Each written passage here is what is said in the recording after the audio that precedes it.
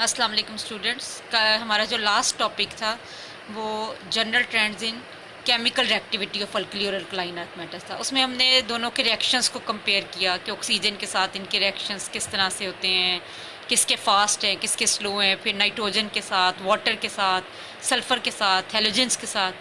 आज हमारा आर्टिकल जो है वो पंजाब टेक्स्ट बुक बोर्ड का जो आर्टिकल है वो 2.2.3 general trends in properties of compounds of alkali and alkaline earth metals.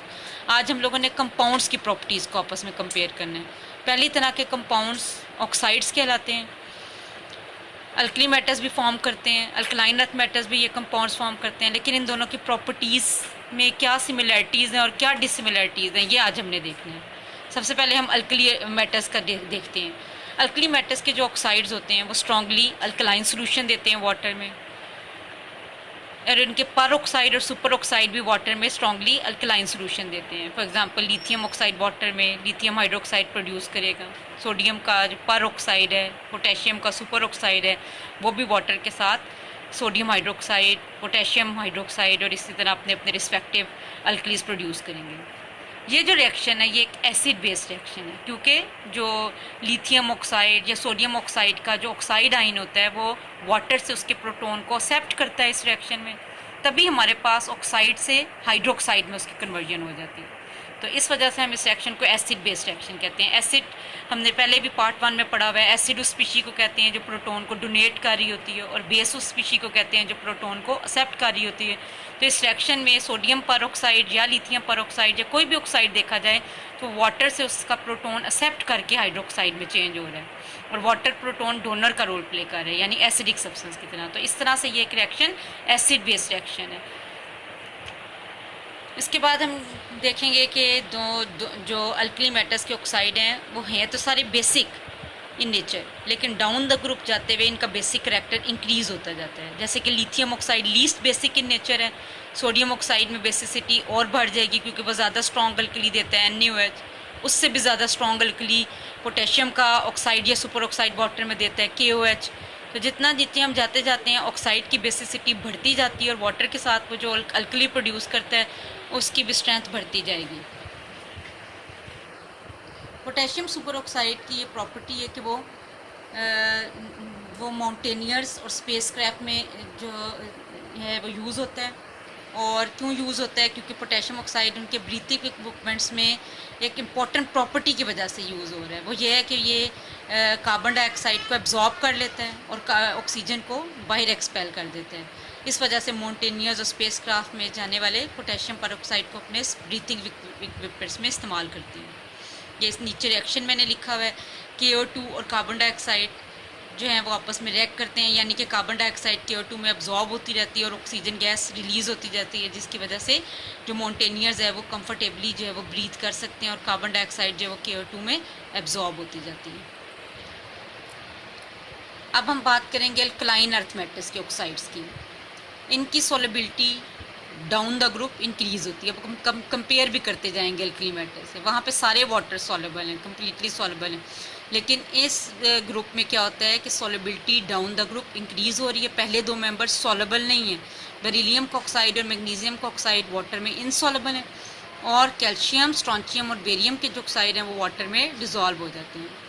इसी तरह ये वाटर में रिएक्ट करके हाइड्रोक्साइड देते हैं, जैसे कि CaO जो वाटर के साथ रिएक्ट करेगा तो CaOH होल ट्वाइस, स्ट्रॉन्शियम का ऑक्साइड वाटर के साथ रिएक्ट करेगा तो SrOH होल ट्वाइस, बेरियम का ऑक्साइड वाटर के साथ रिएक्ट करेगा तो बेरियम हाइड्रोक्साइड। इनके अंदर भी अल्कली मेटल्स की तरह basic character down the group increase होते हैं। कैल्शियम ऑक्साइड से प्रोड्यूस होने वाली जो कैल्शियम हाइड्रोक्साइड है उससे ज़्यादा स्ट्रॉन्शियम का हाइड्रोक्साइड स्ट्रॉन्ग अल्कली है, उससे ज़्यादा बेरियम। तो इस तरह हम यहाँ पे भी कहेंगे कि basic character down the group increase होगा। पहला मेंबर इसमें बिल्कुल ही एम्फोटेरिक नेचर का है, जैसे बेरिलियम ऑक्साइड एम्फोटेरिक नेचर में पहले भी फर्स्ट चैप्टर में डिस्कस कर चुकी हूँ। क्या कहलाती है एम्फोटेरिक नेचर? वो ऑक्साइड्स जो एसिड के साथ बेस और बेस के साथ एसिड बनकर रिएक्ट कर जाए, जैसे कि बेरिलियम ऑक्साइड सल्फ्यूरिक एसिड के साथ बेस की तरह बिहेव करते हुए सॉल्ट एंड वाटर बनाते हैं। इसी तरह अल्कली NaOH या बेस NaOH के साथ बेरिलियम ऑक्साइड एसिडिक ऑक्साइड की तरह बिहेव करते हुए उसके साथ फिर सॉल्ट एंड वाटर फॉर्म करता है, सोडियम बेरिलेट Na2BeO2। तो इस तरह हमने ये देखा कि लेफ़्ट से राइट की तरफ आते हुए कहाँ से कहाँ तक 1A से 2A की तरफ आते हुए बेसिसिटी भी कम हो रही है और सोलबिलिटी भी कम हो रही है। ग्रुप 1A के सारे ऑक्साइड वाटर सॉलेबल थे, लेकिन यहाँ पे पहले 2 मेंबर्स बिल्कुल ही सॉलेबल नहीं है और डाउन द ग्रुप जाते हुए कैल्शियम, स्ट्रॉन्शियम और बेरियम की तरफ आते हुए सोलबिलिटी बढ़ती है। इसी तरह बेसिसिटी की अगर हम देखें तो ग्रुप 1A में सारे बेसिक ऑक्साइड्स हैं, लेकिन ग्रुप 2A में जो पहला मेंबर है बेरिलियम ऑक्साइड वो एम्फोटेरिक इन नेचर है। तो हमने ये कंक्लूड किया कि प्रोडिक टेबल में 1A से 2A यानी लेफ़्ट से राइट की तरफ जाते हुए बेसिसिटी डिक्रीज़ हो रही है और जो ऑक्साइड की सोलबिलिटी है वो भी डिक्रीज़ हो रही है। उसके बाद हम बात करेंगे हाइड्रोक्साइड्स की। अल्कली मेटल्स के जो हाइड्रोक्साइड्स होते हैं ये वाइट क्रिस्टलाइन सॉलेबल होते हैं, सॉलिड्स होते हैं। सारे के सारे वाटर सॉलेबल हैं एक्सेप्ट लिथियम हाइड्रोक्साइड, जो कि मैं लिथियम के पेक्यूलियर बिहेवियर में डिस्कस कर चुकी हूँ कि इसके जो कंपाउंड्स हैं उनमें कोवलेंट करैक्टर होते हैं, जिसकी वजह से लिथियम की लो इलेक्ट्रोपोजिटिविटी की वजह से जिसकी वजह से वो लेस सॉलिबिलिटी शो करते हैं, जबकि बाकी सारे हाइड्रोक्साइड वाटर सॉल्युबल हैं।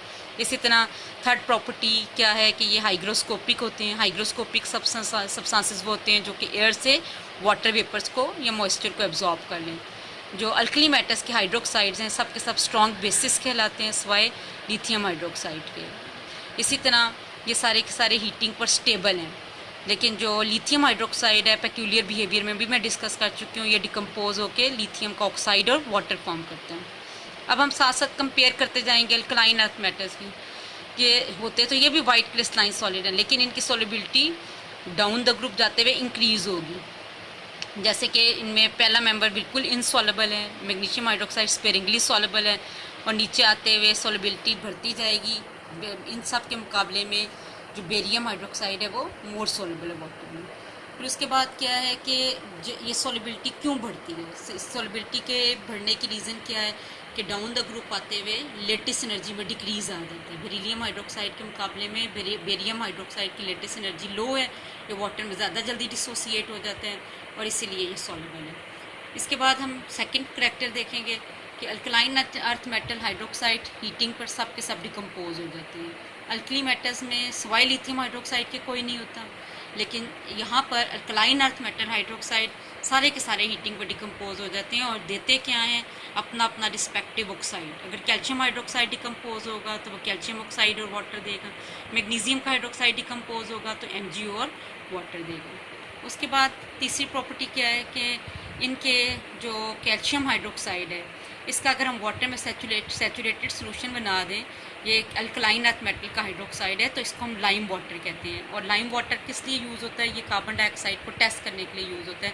कार्बन डाइऑक्साइड लाइम वाटर में एब्जॉर्ब होकर कैल्शियम कार्बोनेट प्रोड्यूस करती है और वाटर ये प्रॉपर्टी इसकी इस रिएक्शन की वजह से हम कार्बन डाइऑक्साइड को पहचान सकते हैं किसी भी रिएक्शन में। इसी तरह जो सस्पेंशन है मैग्नीशियम हाइड्रोक्साइड के वाटर में, इसको मिल्क ऑफ मैग्नीशिया कहते हैं और ये स्टमक की एसिडिटी को कंट्रोल करने के लिए यूज़ होती है।